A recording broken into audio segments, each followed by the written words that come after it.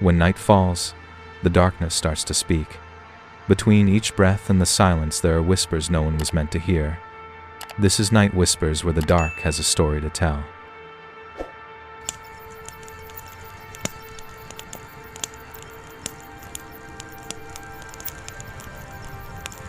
My name is Chris. This happened many years ago, to the point that I would have forgotten it completely if someone hadn't reminded me. Back then, I was 17 working night shifts at a pizza place on the outskirts of the town where I grew up. I didn't like the job at all, but I had no other choice. I had no money and was afraid my parents would be furious if I ended up unemployed, so I held on to it. It was the kind of job you take because nowhere else will hire you. Slow shifts, sticky uniforms, and an old delivery car that felt like it was falling apart piece by piece. Thankfully, I didn't have to use my own car. If I had to burn my own vehicle for deliveries, I would have quit early. And let me emphasize, the pizza there was truly awful. I never understood why anyone ordered from us. If not for the convenient online system and the somewhat decent-looking interior, the place probably wouldn't have had any customers. The only good thing was how few customers we had. Remote location, terrible food, most nights were completely silent. I won't bother retelling the daily chores. It's a pizza shop, you can imagine it. One night, while stocking drinks in the fridge, the tablet buzzed with an order sausage and olive pizza. I remembered it clearly because almost no one ever ordered olives. The address was outside our delivery zone. I was about to reject it, but Russell, my manager, some guy in his 30s who spent the entire shift scrolling Reddit, told me to take it since we hadn't had an order in over an hour. When I picked up the pizza, I checked the printed instructions he had attached. That was when I noticed a strange note parked behind the house. Go through the backyard. Knock on the back door. I found it odd, but assumed the family had their reasons. I just wanted to get the delivery done so I wouldn't have to fold boxes. But the moment I stepped outside, I felt a bit of regret. The night was thick and humid to the point it felt like walking through a heavy, suffocating fog. The damp, stale smell of windless summer nights, old plastic and baked dirt hung everywhere. I hated that smell more than anything. I turned on the AC because driving with the windows open was unbearable. The road toward the address grew quieter and more isolated, houses thinning out as I went. GPS led me down a narrow back road behind the houses. No street lights, no porch lights, just complete darkness. I stopped to double-check the house number because it looked abandoned. No lights, no cars, overgrown grass, and a sagging fence. But I still followed the instructions. I parked on the gravel shoulder, grabbed the pizza, and used my flashlight to climb the slope. At the back door, I saw an old door with a small glass pane covered by a cheap curtain. I knocked. No one answered. I knocked again. As I was about to knock a third time, I saw the curtain move slightly, very faintly, like someone brushed it from inside. I waited a few more seconds, but the door stayed still. Right then, 2 unmarked cars pulled up behind mine. A man stepped out. Under the headlights, he motioned for me to come over. I thought he was the homeowner coming back late, but as I got closer, I saw he was holding a badge, an undercover officer. He told me to go back to my car and wait. I did what he said. A few minutes later, I realized there were more officers than I thought, around 5, all silently surrounding the house. They didn't knock or call out. They moved quietly around the property as if tracking someone extremely dangerous. One officer tried the back door handle, the same one I just knocked on, but it was locked. He nodded and stepped back.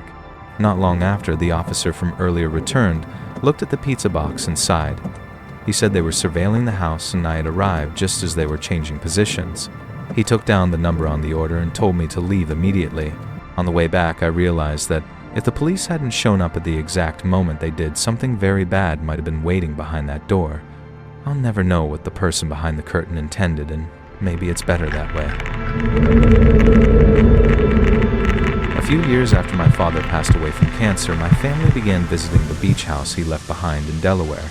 Though small and old, its location was perfect, just 1 block from the shore, with a back balcony that opened straight to the ocean view.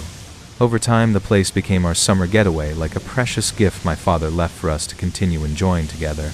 Our trips slowly turned into a family tradition. The kids loved it more than anyone else, spending whole days running on the sand, biking through town, and exploring everything. For me, the calmest moments were on the second-floor balcony, feeling the ocean breeze and thinking about the years my father spent connected to this home before he left us. This story happened during our mid-July trip last year. We chose a Sunday to Friday schedule to avoid crowds. That Wednesday night is still clear in my memory. The kids had fallen asleep around 9:30 after a long sunny day, while my wife and I sat on the balcony drinking wine and playing cards, enjoying the peaceful rhythm of the sea. Just then, Jordan, our older son, stepped out looking uneasy. He said there were scratching sounds in his room keeping him awake. I figured it was just noises from an old house, but I went to check anyway. He pointed at the wall near his bed and told me to listen closely. At first I heard nothing, but after a few seconds something faint began to surface. After waiting a little longer, I clearly heard a soft scratching sound coming from deep inside the wall close to the baseboards, not like any mouse or stray animal. When I pressed my ear against the wall, a chill ran through me. Beneath the scratching was breathing. Slow, heavy, unmistakably human. Before I could react, a violent scream erupted from inside the wall. I yanked Jordan out of the room instantly and bolted to Scott's room to pick him up while he was still asleep. I didn't let him wake. I just carried him and sprinted toward the stairs. As we reached the bottom, I called out for my wife. Right then, another scream burst out behind us. I turned just in time to see a figure bursting out of the hallway. A filthy man with matted hair came charging toward us like a wild animal. I nearly tripped while carrying both kids up the stairs. We barely made it to the balcony and slammed the sliding door shut before he crashed into it with full force. The impact rattled the glass so hard I thought it would explode. He screamed and clawed at the door relentlessly. He smeared something across the glass, dirt or blood, I couldn't tell, while pounding and shrieking like he'd lost all sense of humanity. I braced my whole body against the door while my wife pulled the kids back and called the police. I stood between my family and that sight, blocking their view, not wanting them to witness the horror happening inches away. All I could do was hope the police arrived before the door gave in. The thought of my family being hurt drowned out everything else. I was ready to fight him the moment the glass broke. Every second stretched unbearably. His screams and blows made the entire house tremble like it could collapse around us. Finally, the police arrived quickly. They came from the side of the house and burst in through the back. 2 officers ran straight toward him and tackled him while he was still hammering the door. Only after they had him pinned to the floor did I allow myself to exhale, my whole body trembling from the tension that had built up inside me. After they took him away, I explained everything to the officers. Then we searched the house together to figure out how he had gotten inside the walls. They found a small entrance under the back porch leading into a crawl space running along the foundation. From there, a loose panel opened directly into Jordan's closet, something I had never known was part of the house. I had never fully inspected the property after inheriting it, so I had no idea such a space existed. The next day, a detective called to update me. The man had confessed that he had been living in that crawl space for months. He had discovered the entrance in the off-season and decided it would be his new home waiting for occupants to return. He survived by stealing food from our house and scavenging from neighbors' trash. The thought that he had been living right beneath us for so long without our knowledge made my skin crawl. It sickened me to imagine him silently listening, tracking our movements, waiting for the night he chose to come out. We decided to leave the house immediately, not because we feared he'd return, but because the trauma was overwhelming. I didn't want my kids to associate our family getaway with terror. My wife completely agreed. All of us needed distance and time to settle our nerves and recover from what felt like a nightmare made real. I hired a team to seal the entire crawl space and reinforce every potential opening. It took several days, but it finally made me feel safer. Only after they confirmed the space was fully secured did I feel ready to bring my family back to the home my father left behind. It wasn't until this summer that we finally returned. Though traces of fear still lingered, I refused to let a stranger's madness take away the meaning of this place. I wanted my children to rebuild their memories here, to see the beach as a place of joy again, not a place stained by fear. Slowly, we began to feel normal once more. On the first night back, I stood on the balcony listening to the waves, their rhythm as familiar as ever. I thought about my father, how he would have wanted us to keep this place instead of abandoning it. That thought alone gave me strength, helping me reclaim the peace we once felt here. In time, the house has become peaceful again. We know we may never forget that horrific night, but we've learned to move forward. Every time I hear the waves, I think of my father as if he's still watching over us. The house that once became a source of fear has slowly returned to being the place where my family finds comfort and calm. I grew up in the countryside where you could ride your bike for miles without seeing anyone. Summer was always my favorite season, warm, quiet, and vast in a way only rural places can feel. Those days gave me a sense of complete solitude, like having my own little corner of the world where I could disappear for hours and no one would know. At 16, I spent most summer evenings savoring that gentle isolation. Nights in the country had their own charm, dark, calm, and full of freedom that the city could never offer. At that time, my best friend was Taylor. She was braver and more reckless than I was, always pushing small boundaries just to feel alive. One July night, Taylor asked me to go stargazing with her, just the two of us, our bikes, and a cheap bottle of wine. It wasn't our first time. In fact, it had become something of a summer ritual. We wanted a new place because our usual spots felt repetitive. Taylor said she knew an abandoned field past the edge of town where no one would bother us. We left around 10 p.m. biking for what felt like half an hour until there were no signs of civilization anywhere. When Taylor stopped, there wasn't anything notable around, but the wide open field and star-filled sky were perfect. We spread a blanket, uncorked the wine, and lay back pointing out the few constellations we remembered. Our goal was the same every time, wait for a shooting star. Taylor asked if I thought we'd see one. I said probably not, but out here the chances were still better than in the city. Even without a shooting star, we were having fun. The wine warmed us, and time began to feel slower, like the night existed only for us. There was a moment I still remember clearly.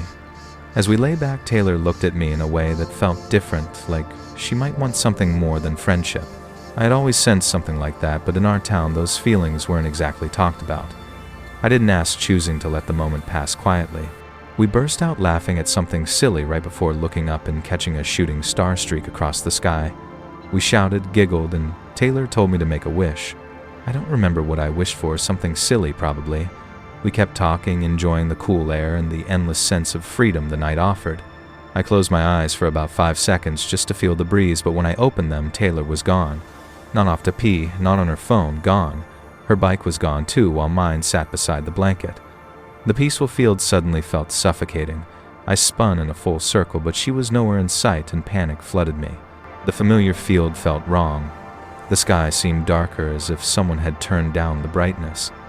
The air felt colder, not like a natural shift, but like I had stepped into a distorted version of the same place. It made no sense, but the unease was overwhelming, like the world had subtly changed in my absence. I pulled out my phone, and the screen nearly made my heart stop. 3:00 a.m. sharp.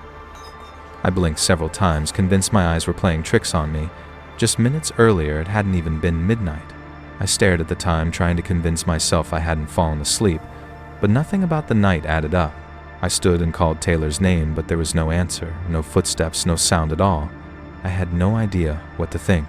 Had she left? Was she taken? Angry? Nothing made sense. We hadn't argued, and she had no reason to abandon me in the middle of nowhere. I called her several times, but she didn't pick up. Eventually, I started crying from fear and confusion. With no other choice, I grabbed my bike and rode home as fast as I could. The ride felt endless, every shadow and empty road adding to the terror building in my chest. When I got home, I was exhausted. I fell asleep almost immediately. The next morning, I texted Taylor first thing, expecting an apology or explanation. Instead, she demanded one from me. "Where the hell did you go last night?" she asked. According to her, she was the one who had woken up at 3 a.m., alone. She said she waited over an hour before leaving in frustration. From her perspective, I was the one who vanished without warning. We argued back and forth, each of us absolutely convinced the other had disappeared first. Neither of us had memory gaps except that moment. Neither had texts or calls to explain anything. Stranger still, both of us remembered calling each other during that time, yet our phone logs were completely empty. Not a single missed call existed. We tried piecing together the night, but nothing lined up. It was as if the timeline bent or something tampered with our memories and our phones alike. Eventually, we stopped trying to solve it. Not because we found answers, but because the fear had sunk in too deeply. For months after, I would lie awake staring out at the stars, remembering the moment everything shifted, remembering how the sky dimmed, how Taylor vanished in an instant, how wrong everything felt. After that night, we barely went stargazing again. Maybe once or twice, then not at all. Life moved on, things returned to normal on the surface, but the silence between us never truly went away. Something unspoken lingered, something heavy neither of us wanted to face. I'm not superstitious or someone who believes easily in the supernatural, but everyone I've told this story to insists something unnatural happened. Some call it a time slip, a glitch, a tear. I hate thinking about possibilities like that, but I can't come up with anything more rational. Sometimes I wonder if Taylor lied or if my memory failed, but deep down I know we remembered the same things: the sudden disappearance, the time jump, the distorted sky. Something happened to us that night, something that didn't belong to the normal world. It's been years since I last heard from Taylor, but every summer night when I glance up at the stars, I can't help but wonder if she still thinks about that night too. I bet anything she does, because no matter how much we tried to forget, neither of us ever found an answer. Even after all these years, the memory of that strange coldness in the air still comes back to me. I've tried to explain it logically, but nothing makes sense. The only thing I know for certain is that what I remember is real, too clear, too vivid, too detailed to be a dream. Sometimes I wonder if we stepped into two versions of the same place, split apart in the moment I closed my eyes. Maybe the dimming sky and strange air were warning signs. But every time I think about that possibility, a chill runs through me. It feels like a truth I'm not supposed to uncover. Life moved on, but I never truly escaped the feeling that something was taken from me that night, not a person, but my understanding of the world. I used to believe everything had a rational explanation. After that night, that belief cracked. I realized some things happened beyond human reason. I don't know where Taylor is now, whether she's happy, or if she still looks up at the night sky. But if I had to guess, I'd say she still wonders too about those missing 5 seconds, about where we went, or what touched our reality that night on the field. In the end, all I have left are memories, unanswered questions, and a quiet unease deep inside. Maybe we'll never know the truth. Maybe what happened to us belonged to a world not meant for us. But that summer night remains a part of me, something I can't forget, and something I'm not sure I want to remember too clearly. Thank you for staying until the end. If the dark didn't scare you away, maybe you belong here. Subscribe to Night Whispers and let the darkness find you again next time.